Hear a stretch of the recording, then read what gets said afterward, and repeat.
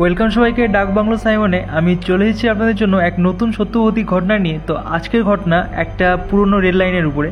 তো আশা করছি এই ঘটনাটা আপনাদের খুব ভালো লাগবে। আর আমাকে ঘটনা পাঠাতে হলে নিচে ডিসক্রিপশনে দেখবেন আমি আমার নিজের ফেসবুক পেজের লিঙ্ক দিয়ে দিচ্ছি। আর যদি আপনারা না পাঠাতে পারেন কোনো কারণে, আর পাঠানোর ইচ্ছে আছে কিন্তু ফেসবুকে কাজ করছে না কোনো লিঙ্ক বা কিছু, বা আপনারা কোনোভাবে পাঠাতে পারছেন না, তাহলে শুধু ইউটিউবের নিচের কমেন্টে লিখুন যে আমার কাছে গল্প আছে বা ঘটনা আছে, আমি তোমাকে পাঠাতে চাই। কিছু একটা লিখুন, আমি আমার নিজের পার্সোনাল কন্ট্যাক্ট নাম্বার আপনাকে দিব, সেখানে আপনি হোয়াটসঅ্যাপে আমাকে গল্প পাঠাতে পারেন। আর আজকের গল্প দিয়েছে আমাকে সমরদা। আর সমরদাকে শেয়ার করেছে এক বয়স্ক দাদু, যার সঙ্গে এই ঘটনাটা হয়তো ঘটেছিল, আমি ঠিক বলতে পারছি না। তো সমরদা আমাকে এই ঘটনাটা পাঠিয়েছে আমার হোয়াটসঅ্যাপের দ্বারা, পার্সোনাল কন্ট্যাক্ট করে। তো আজ আমি সমরদার গল্প সবার সামনে তুলে ধরছি। তো আশা করছি গল্পটা আপনাদের খুব ভালো লাগবে। তাহলে বেশি না কথা বলে চলো আজকের গল্প শুরু করা যাক।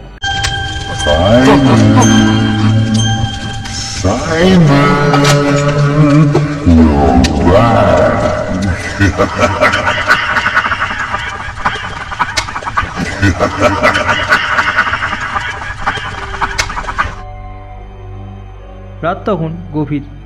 গ্রামের পাশ দিয়ে চলে যাওয়া পুরনো রেল লাইনটা যেন আরও ভৌতিক দেখাচ্ছিল চাঁদের আবছায়া আলোতে।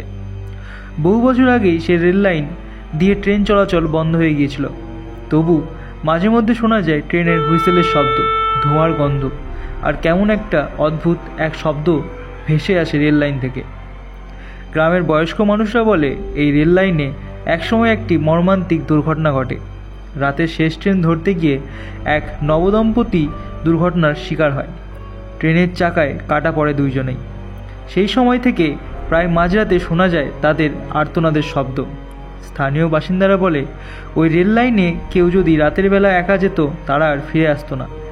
একদিন গ্রামের দুই যুবক রাজু আর তপন ভৌতিক অভিজ্ঞতার কথা শুনে সাহস করে রেল লাইনে যাওয়ার সিদ্ধান্ত নেয়।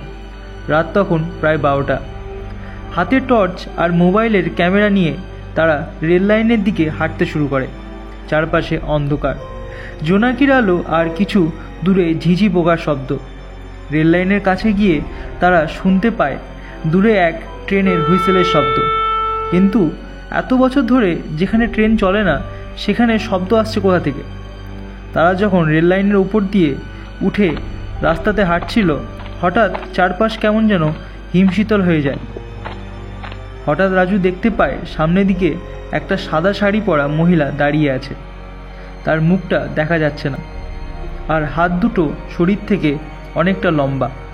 তপন ভয়ে পিছিয়ে যাওয়ার চেষ্টা করলো। সেই মহিলাটি ধীরে ধীরে তাদের দিকে এগিয়ে আসছে।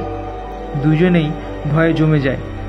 রাজু টর্চ মারতেই দেখতে পেল মহিলার মুখটা বিকৃত, চোখ দুটো ফাঁকা, আর গলা থেকে রক্ত পড়ছে।